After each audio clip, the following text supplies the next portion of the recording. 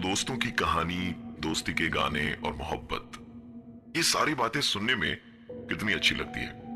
पर आज आज जिन दो दोस्तों की हम कहानी आपको सुनाने जा रहे हैं, कहीं ऐसा ही कोई दोस्त आपका भी तो नहीं। हर दिन की तरह पुष्कर आज भी डिनर ब्रेक के दौरान अपने ऑफिस की वर्क स्टेशन से अपने रायपुर के करीबी दोस्त निहार से वीडियो चैट कर रहा था। हर दिन की तरह उन दोनों की बातें भी नॉर्मल थी और बातों ही बातों में निहार ने पुष्कर से पूछा, यार तेरे बगल में बैठकर जो तेरा यार काम करता है, क्या आज वो ऑफिस नहीं आया? निहार का ये सवाल पुष्कर को बड़ा अजीब लगा। उसने निहार से पूछा, यार तू किसकी बात कर रहा है? निहार ने पुष्कर को बताया कि वही आदमी जो व्हाइट शर्ट पहनकर यार हर दिन तेरे बगल में बैठता है, बड़ी अजीब तरीके से घूरता है यार। पता नहीं इतना क्या इंटरेस्ट है उसको हम दोनों की बातें सुनने का। पुष्कर ने निहार की बातों को सीरियसली नहीं लिया, क्योंकि निहार की बचपन से ही आदत थी पुष्कर को अजीबो गरीब इधर उधर की बातें सुनाकर डराने की, जिसकी पुष्कर को अब आदत हो चुकी थी। पुष्कर ने निहार से कहा, मजाक बंद कर यार। लेकिन निहार उल्टे उसे आंखें दिखाते हुए कहता है कि वो इस बार पुष्कर के साथ कोई गंदा मजाक नहीं कर रहा है और ना ही उसे डराने की कोशिश कर रहा है। वो असलियत में जानना चाहता है कि वो इंसान आखिर है कौन जिसे वो हर दिन पुष्कर के साथ वीडियो चैट करते वक्त देखता है। निहार ने पुष्कर को उस आदमी का हुलिया भी बताया। घुंघराले बाल, काली मूछें, रंग गोरा और हाथ में सोने की एक ब्रेसलेट है। पुष्कर ने भूत प्रेत की कहानियां बहुत सुनी थी और यह भी सुना था कि आत्माएं हमारे आस पास भटकती हैं, लेकिन हम शायद उन्हें देख नहीं पाते। पुष्कर जहां बैठता था उसके अगल बगल सिर्फ लड़कियां ही बैठती थी, और अगर निहार के बताए हुए हुलिये की बात करें तो घुंघराले बालों वाला शायद ही कोई पुष्कर के ऑफिस में काम करता था। तो निहार किसकी बात कर रहा था?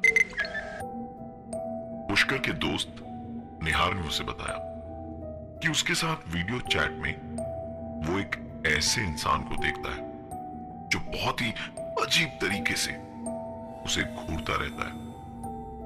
पुष्कर ने बताया कि यार ऐसा कोई भी इंसान उसके अगल बगल नहीं बैठता और ना ही पूरी ऑफिस में ऐसा कोई है।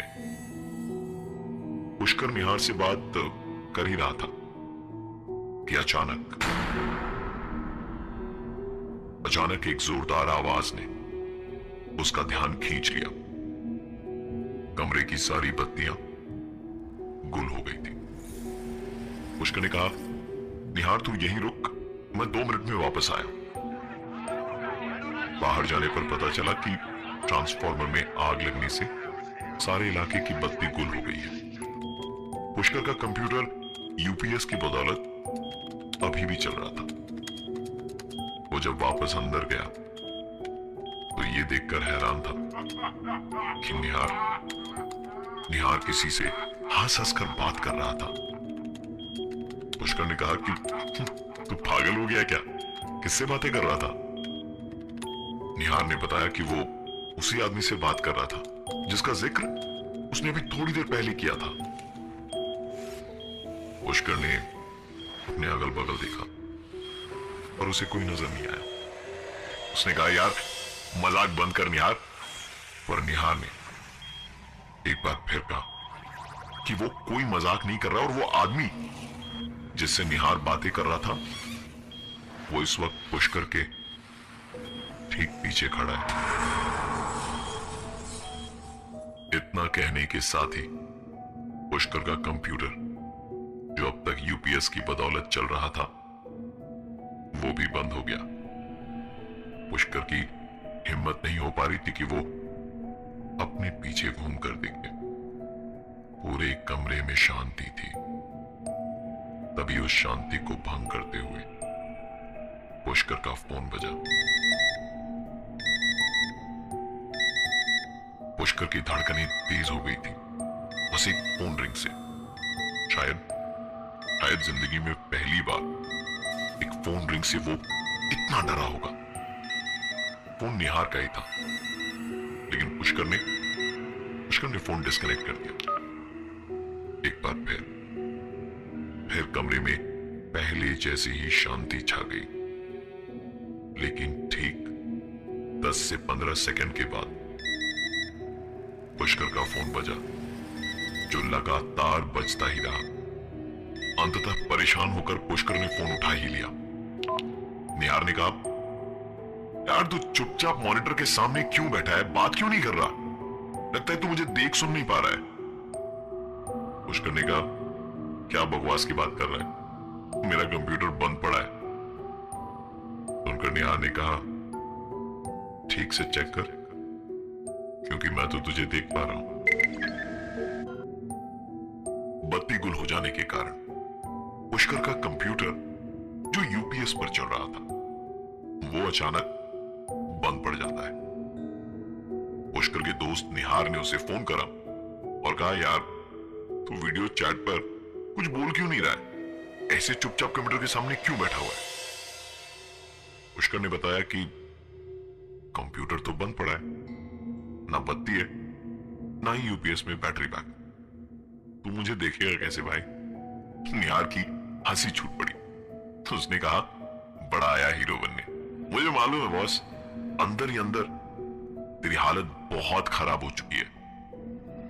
पुष्कर का कमजोर दिल सही मायनों में अंदर तक सहम गया था जब उसे पता चला कि वीडियो चैट के दौरान उसके रायपुर में रहने वाले दोस्त निहार को हर दिन पुष्कर के बगल में एक ऐसा इंसान दिखाई देता है जो हकीकत में है ही नहीं। उस दिन पुष्कर और अपनी ऑफिस में काम नहीं कर पाया।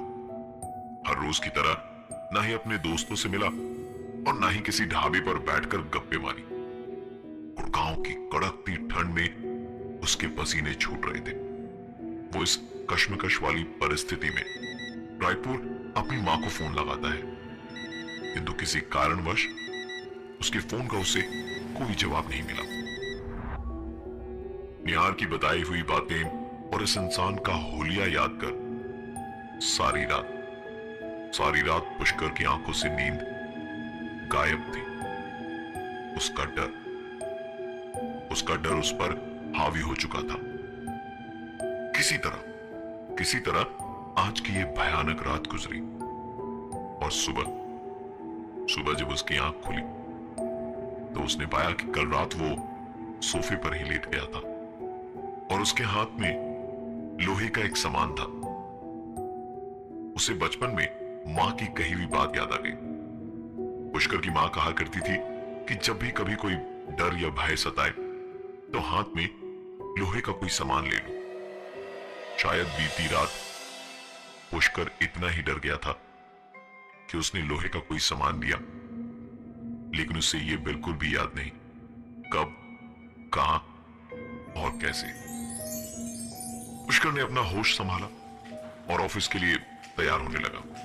आज ऑफिस पहुंचने में उसे थोड़ी लेट होने वाली थी क्योंकि आंख खुलते खुलते काफी समय निकल गया था। अपने ऑफिस के लिफ्ट में भीड़ होने के बावजूद पुष्कर को एक अजीब सा डर लग रहा था। उसे बड़ी घुटन महसूस हो रही थी और ऐसा लग रहा था जैसे कोई बार बार उसके कान के पास आकर उसका नाम ले रहा हो।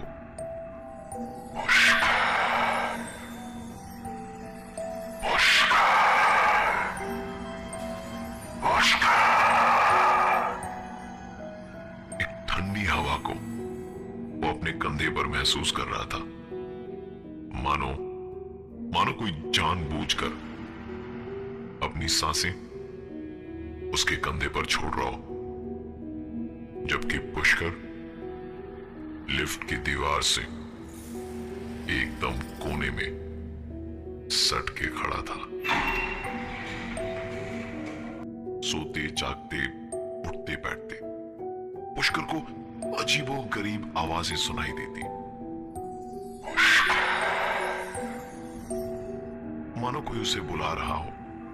रात को अचानक उसे अपने घर में ऐसी आवाजें सुनाई देती जैसे कोई किचन में काम कर रहा हो।